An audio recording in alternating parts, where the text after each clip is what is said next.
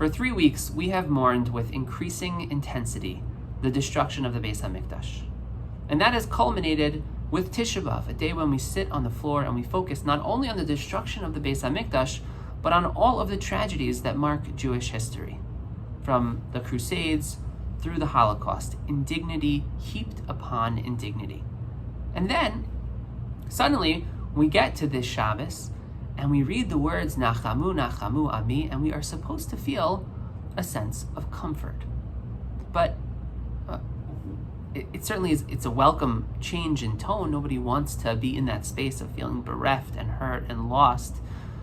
But where does that comfort come from exactly? The Beis HaMikdash is still destroyed. The wrongs of Jewish history have not been righted. And still to this day, we remain a people singled out for sanction among the nations of the world, on the international level, and of course, even on a domestic level. Nothing has changed. So what is our Nechama? And the answer lies, I believe, in understanding what the word Nechama itself means.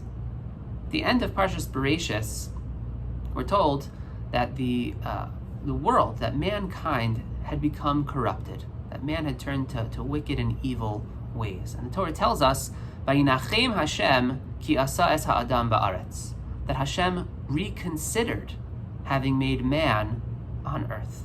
Vayinachem, Nechama, does not mean comfort, it means to reconsider. It means to reevaluate, it means to shift focus. And that's what we are called upon to do this Shabbos. Nothing has changed. We have to change. And so that means instead of putting our minds on all that we have endured as a people, we have to shift and think about all that we have been blessed with, all that we have been given, and what we have achieved. Perhaps the greatest Jewish historian of the 20th century, Salo Baron, argued against what he called the lachrymose conception of Jewish history, the story that we tell about ourselves, to ourselves, of Jewish history being basically a cycle of violence and persecution, loss, pain, suffering. This Shabbos, we are called to put aside that very legitimate lachrymose telling of our history and to choose to tell a different story. Instead of being the nation that was persecuted this Shabbos, we are the nation that miraculously survived.